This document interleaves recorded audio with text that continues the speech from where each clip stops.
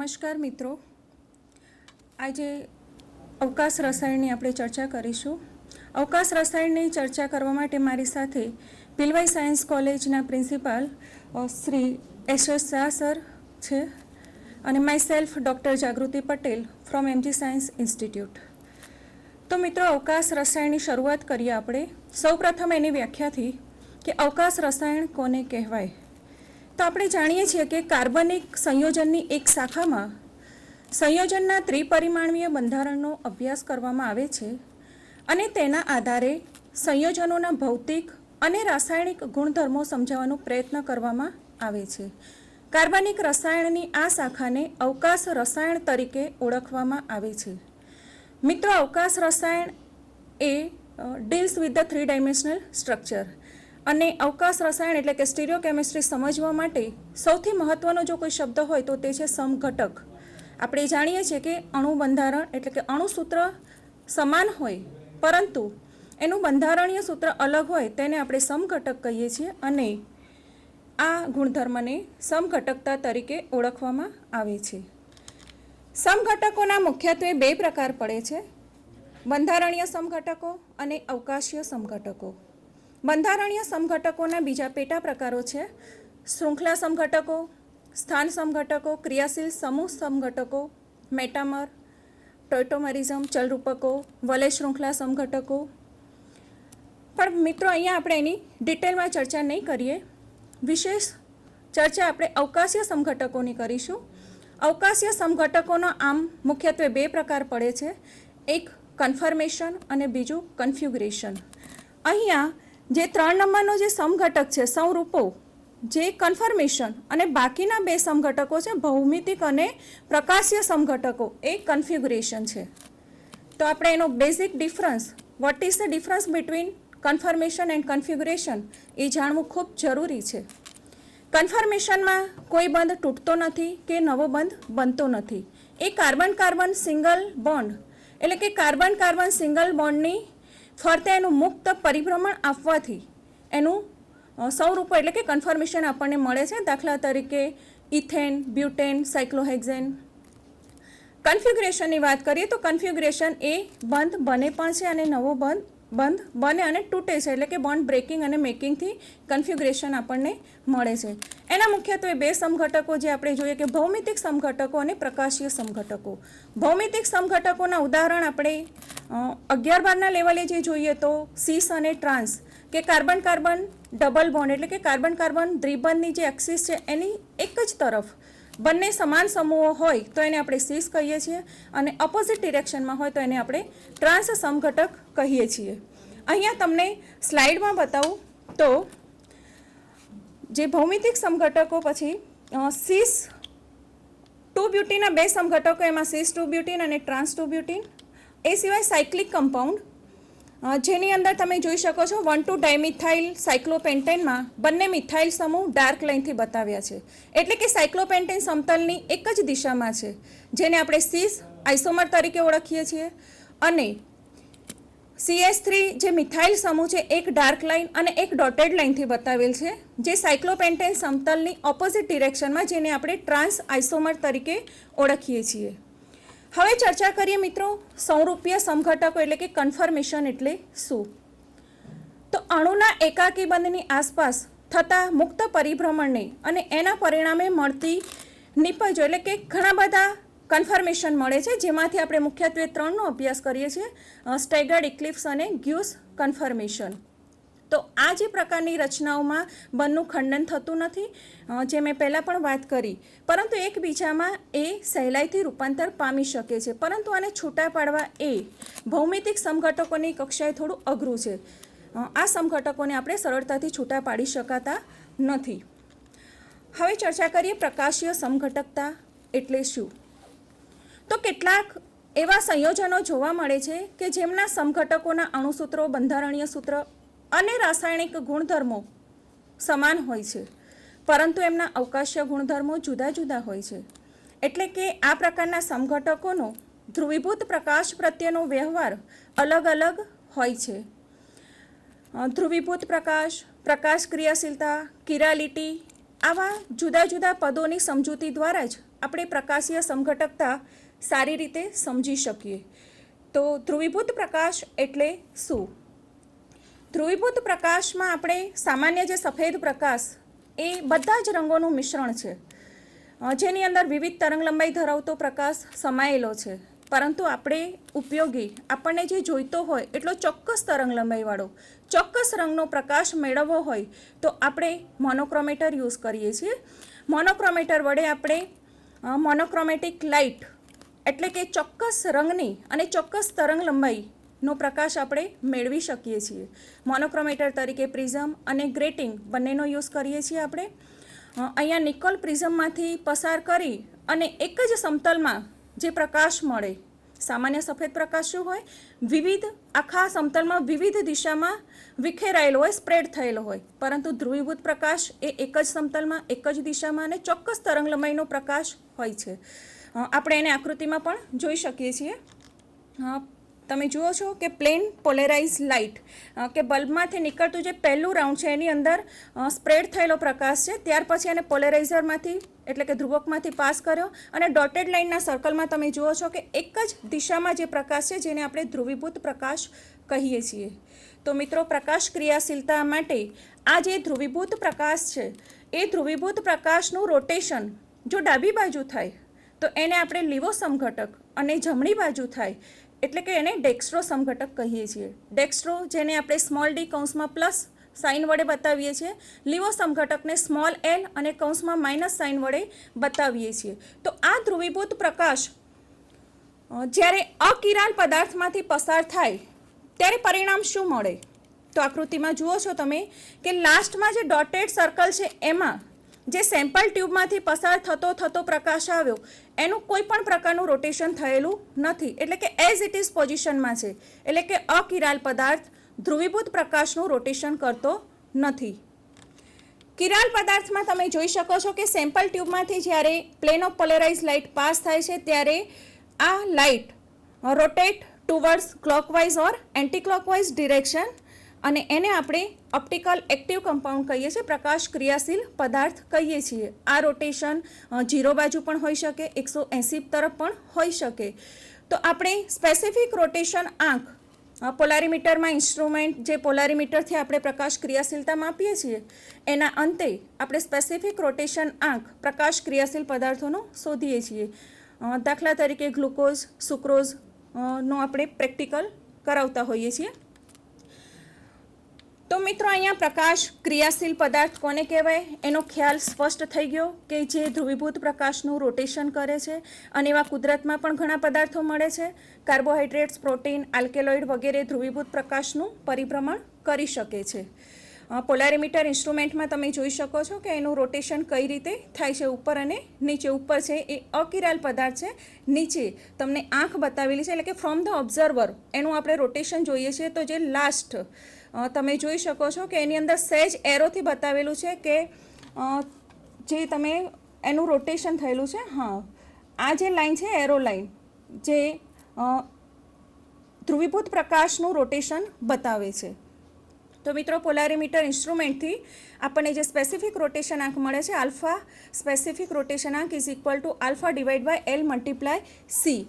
તો અહીંયા જે આલ્ફા છે એ ઓબ્ઝર્વર રોટેશન અને L length of sample tube એટલે કે પોલારીમીટર ટ્યુબની લંબાઈ બતાવે છે, જે ડેસીમીટરમાં લઈએ છીએ. 1 decimetre is equal to 10 centimetre અને C is the concentration of solution. હવે મિત્રો, ધ્રુવીભૂત પ્રકાશનું પરિભ્રમણ કઈ બાબતો પર આધાર રાખે છે? તો બે વસ્તુ મુખ્યત્વે એમાં છે. એક તો સાંદ્રતા અને તાપમાન, અને આ ઉપરાંત તરંગલંબાઈ ઉપર પણ ધ્રુવીભૂત પ્રકાશ આધાર રાખે છે. મિત્રો, પ્રકાશ ક્રિયાશીલ પદાર્થ ક્યારે બને? પોલારીમીટરથી આપણે માપી તો લીધું કે પદાર્થનું ડેક્સ્ટ્રો કે લીવો રોટેશન છે, પ્રકાશ ક્રિયાશીલ છે કે નહીં. પણ પ્રકાશ ક્રિયાશીલતા માટે મુખ્યત્વે જવાબદાર પરિબળ કયું? તો એના માટે મુખ્યત્વે જવાબદાર જે પરિબળો છે એમાં એક તો છે Assam carbon, chiral carbon, chirality. તો આ વિશેની માહિતી, ઘણી રસપ્રદ માહિતી આપણને શાહ સાહેબ આપશે. નમસ્કાર, થેન્ક યુ જાગૃતિબેન. આપણે બેને વાત કરી એ પ્રમાણે કે પ્રકાશ ક્રિયાશીલ પદાર્થ બનવા માટે સૌથી પહેલી જરૂરિયાત છે કે પદાર્થ જે છે કિરાલ હોવો જોઈએ. તો આ કિરાલિટી શું છે એની આપણે ચર્ચા કરીએ. તો તમે સ્ક્રીન ઉપર જોઈ શકો છો કે પદાર્થ કોઈ પણ જે છે એ બે પ્રકારના છે, કિરાલ અને અકિરાલ. કિરાલ પદાર્થ જે છે કિરાલ અને અકિરાલ પદાર્થ, જો કોઈ અણુ કે વસ્તુ અને તેનું પ્રતિબિંબ એકબીજા પર અધ્યારોપિત ના કરી શકાય તો તેવા અણુ કે વસ્તુને કિરાલ કહે છે. પણ જો કોઈ વસ્તુ કે તેનું પ્રતિબિંબ એકબીજા પર અધ્યારોપિત કરી શકાય તો તેવા અણુ કે વસ્તુને અકિરાલ કહે છે. તો આ કિરાલિટી જે અણુની અસમતા જે છે એ એનું પ્રતિબિંબ અને એ પોતે એ બંને એકબીજા પર અધ્યારોપિત કરી શકાય છે કે નહીં એના ઉપર આધારિત હોય છે. તો સૌપ્રથમ અહીંયા તમે જોઈ શકો છો કે હાથની બે હથેળીઓ છે એ બંને ખરેખર તો એકબીજાના પ્રતિબિંબ છે, પણ જ્યારે એકબીજા પર આપણે અધ્યારોપિત કરવા જઈએ છીએ ત્યારે એ બે અધ્યારોપિત કરી શકાતા નથી અથવા તો એકબીજા પર બંધ બેસતા નથી. એટલે હાથની હથેળીઓ જે છે એ અથવા તો હથેળી છે કિરાલ કહેવાય. કિરાલ માત્ર વસ્તુઓ જ હોય એવું નહીં, કિરાલ અણુ પણ હોઈ શકે. દાખલા તરીકે CH BrClF જેને ફ્લોરોક્લોરોબ્રોમો મિથેન કહે છે, એને તમે જુઓ છો કે અસમ કાર્બન આવેલો છે, એટલે કે જેના ચારે ચાર સમૂહો sp3 સંકૃત કાર્બનના જુદા છે એવા કાર્બનને આપણે અસમ કાર્બન કહીએ છીએ અથવા તો કિરાલ કાર્બન. અહીંયા આ A ને B જે બતાવેલા છે એ A ને B અહીંયા તમે જોઈ શકો છો, આ A છે ને B એ બંને એકબીજાના પ્રતિબિંબ છે, એટલે કે વચ્ચે અરીસો મૂકીએ તો એકબીજાના પ્રતિબિંબ જેવું લાગે છે. હવે આને તમે એકબીજા પર અધ્યારોપિત કરવા જશો તો કોઈ પણ પ્રકારે એ અધ્યારોપિત થઈ શકતા નથી. તમે અહીંયા બીજી આકૃતિમાં જોઈ શકો છો કે આ બંને પ્રતિબિંબો અણુ વસ્તુ અને એનું પ્રતિબિંબ અથવા તો અણુ અને એનું પ્રતિબિંબ એકબીજા પર અધ્યારોપિત થતા નથી. એટલે કે કહી શકાય કે આ ફ્લોરોબ્રોમો મિથેન જે છે એ કિરાલ અણુ છે. તો અકિરાલ અણુ કોને કહેવાય? તો આપણે અગાઉ વાત કરી એ પ્રમાણે કે જો વસ્તુ અને એનું પ્રતિબિંબ એકબીજા પર અધ્યારોપિત થઈ જતા હોય તો એવા અણુ કે વસ્તુને આપણે વાત કરીએ પ્રમાણે કે અકિરાલ કહેવામાં આવે છે. દાખલા તરીકે મોજા, જમણા પગનું મોજું છે ડાબા પગમાં અથવા તો ડાબા પગનું મોજું જમણા પગમાં આપણે ઇઝીલી પહેરી શકીએ છીએ અને એકબીજા પર અધ્યારોપિત થઈ શકાય છે. દાખલા તરીકે કોનિકલ ફ્લાસ્ક છે, એમાં આપણે જોઈએ છીએ કે વચ્ચેથી એક સમતલ એવું છે કે જે ક્રોનિકલ ફ્લાસ્કના બે એક સરખા ભાગ કરે છે. તો એક ક્રોનિકલ ફ્લાસ્ક અને એનો પ્રતિબિંબ એ બંનેને એકબીજા પર આપણે અધ્યારોપિત કરી શકીએ છીએ. આમ આ બંને મોજા અને કોનિકલ ફ્લાસ્ક આ બંને અકિરાલ અણુ ગણી શકાય. મિત્રો, અણુ પણ અકિરાલ હોઈ શકે છે. દાખલા તરીકે H2O, અહીં તમે જોઈ શકો છો કે H2O જે છે એનું બીજું પ્રતિબિંબ લઈએ તો આ બંને પ્રતિબિંબ મૂળ અણુ અને એનું પ્રતિબિંબ આ બંને એકબીજા પર અધ્યારોપિત એટલે કે બંધ બેસતા થઈ શકે છે. માટે H2O જે છે એ અકિરાલ છે. હવે ક્લોરોબ્રોમો મિથેન જે છે એમાં તમે જુઓ છો કે આ ક્લોરોબ્રોમો મિથેન અને આ એનું પ્રતિબિંબ આ બંને જો આને હું આમ રોટેશન આપી દઉં તો આ બંને એકબીજા પર અધ્યારોપિત થઈ શકે. તમે જોઈ શકો છો કે લીલો જે છે લીલા ઉપર, લાલ ઉપર અને વ્હાઇટ ઉપર અધ્યારોપિત થઈ શકે છે અને પરિણામે આ ક્લોરોબ્રોમો મિથેન જે છે એ પણ અકિરાલ અણુ ગણી શકાય. મિત્રો, વસ્તુઓ પણ અકિરાલ હોય છે, પણ અકિરાલ બનવા માટે વસ્તુને શું અગત્યનું છે? તો તમે અહીંયા જો સીડી છે તો સીડીની વચ્ચોવચ્ચ એક સમતલ એવું છે કે જે સીડીના બે એક સરખા ભાગ કરે છે. દાખલા તરીકે કાંટો છે તો કાંટામાં પણ વચ્ચે એક એવું સમતલ છે જે કાંટાના બે એક સરખા ભાગ કરે છે. એવી રીતે ટેબલ છે તો ટેબલના પણ બે એક સરખા ભાગ થાય છે. એવી રીતના ચમચી છે એના પણ બે એક સરખા ભાગ થાય છે. તો જે અણુ કે વસ્તુમાં બે એક સરખા ભાગ કરે તેવું આરસી તલ કે જેને સમમિતિ તલ કહે છે એ જો હાજર હોય તો એવો અણુ કે પદાર્થ એ અકિરાલ બને છે. આનો અર્થ એ થયો કે અણુને જો કિરાલ બનવું હોય તો આ આરસી તલ અથવા તો સમિતિ કેન્દ્ર બીજું એક છે અને એક એસએન છે. આ ત્રણેય અયોગ્ય ભ્રમણક જેને કહીએ છીએ આપણે, એ ત્રણેય ગેરહાજર હોવા જોઈએ. મિત્રો અહીંયા બંનેની આપણે ફરી એક વખત વાત કરીએ કિરાલ ન કિરાલની, તો અહીંયા તમે જોઈ શકો છો કે જે પહેલો અણુ જે છે જેને આપણે ક્લોરોબ્રોમો મિથેન કહીએ છીએ, એમાં તમે જોયું કે વચ્ચોવચ્ચ આ સમતલ છે કે જે અણુના બે એક સરખા ભાગ કરે છે. આ આરસી તલ છે અને આરસી તલ છે માટે આ ક્લોરોબ્રોમો મિથેન જે છે એ અકિરાલ છે. પણ અહીં તમે જોઈ શકો છો કે ક્લોરોબ્રોમો મિથેન જે છે એમાં ચારે ચાર સમૂહો કાર્બન સાથે જોડાયેલા એ જુદા જુદા છે અને એક પણ એવો આરસી તલ અથવા સમતલ એવું નથી કે જે અણુના બે એક સરખા ભાગ કરે. એટલે કે એમાં સમમિતિ તલ ગેરહાજર છે અને સમમિતિ તલ ગેરહાજર છે માટે આ અણુ કિરાલ છે એવું આપણે કહી શકીએ. કિરાલને બીજા શબ્દમાં આપણે જો કહીએ તો એને અસમ પણ કહી શકાય. મિત્રો અહીંયા 2 ક્લોરોપ્રોપેન અને 2 ક્લોરોબ્યુટેન એ બે અણુ આપેલા છે. અહીં તમે જોઈ શકો છો કે બંને બાજુ સમતલની બંને બાજુ Cl કાર્બન અને H ત્રણે સમતલમાં આવી જાય છે, પણ સમતલની બંને બાજુ CH3 સમૂહ છે 2 ક્લોરોપ્રોપેનમાં. જ્યારે 2 ક્લોરોબ્યુટેનની અંદર Cl કાર્બન અને હાઇડ્રોજન સમતલમાં આવે છે, પણ CH3 એક બાજુ છે અને એક બાજુ છે C2H5 એટલે કે ઇથાઇલ સમૂહ છે. તો આમ મિથાઇલ અને ઇથાઇલ સમૂહ એકબીજાના પ્રતિબિંબ નથી, માટે એમ કહી શકાય કે આમાં આરસી તલ નથી. તો આમ 2 ક્લોરોપ્રોપેન જે છે એ કિરાલ છે, જ્યારે આ કિરાલ છે. તો મિત્રો આમ બહુ જ સરળતાથી કહી શકીએ આપણે કે જો અણુ સમમિતિ તલ કે સમમિતિ કેન્દ્ર ના ધરાવે, આપણે આગળના ઉદાહરણો જોયા એમાં આપણે કહી શકીએ તો તે કિરાલ હોય છે. પણ જો તે સમમિતિ તલ કે સમમિતિ કેન્દ્ર ધરાવે તો તે અકિરાલ હોય છે. આમ હવે આવું કેમ બને છે? તો તમે જોયું કે સમમિતિ તલ, જો જે સિમેટ્રી જાણે છે મિત્રોને ખબર છે કે સમમિતિ તલ એટલે એવું સમતલ કે જે અણુના બે એક સરખા ભાગ કરે અને સમમિતિ ક્રિયા જ્યારે એના પર કરવામાં આવે ત્યારે એક ભાગ એ બીજા ભાગ ઉપર અધ્યારોપિત થાય છે. એટલે કે આરસી તલ ઉપર કોઈ સમમિતિ ક્રિયા કરવામાં આવે તો એની આપણે જાણીએ છીએ કે વસ્તુને એનું પ્રતિબિંબ વચ્ચે રાઇટી લેફ્ટીનો એટલે કે જમણેરી ડાબેરી સંબંધ હોય છે. એટલે આરસી તલ ક્રિયા કરવામાં આવે ત્યારે જે રાઇટી ભાગ હોય છે, જમણોઈ ભાગ, એ ડાબોડી બની જાય છે અને પરિણામે એમ કહી શકીએ કે આવા જે સિગ્મા ધરાવતા કેન્દ્ર હોય એવો અણુ જે છે એ અકિરાલ બને છે. તો આમ અણુને કિરાલ બનવા માટે સિગ્મા અને આઈની ગેરહાજરી જરૂરી છે.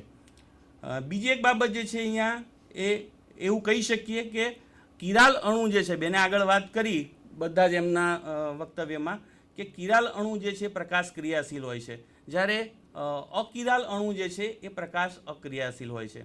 આમ અણુની પ્રકાશ ક્રિયાશીલતા માટે અણુ કિરાલ હોવો જરૂરી છે. જ્યારે અણુ કિરાલ હોવા માટે એનામાં મેં તમને હમણાં જ વાત કરી એમ સમમિતિ તલ જેને સિગ્મા કહેવામાં આવે છે, સમમિતિ કેન્દ્ર જેને આઈ કહેવામાં આવે છે અને અયોગ્ય ભ્રમણક જેને એસએન કહેવામાં આવે છે.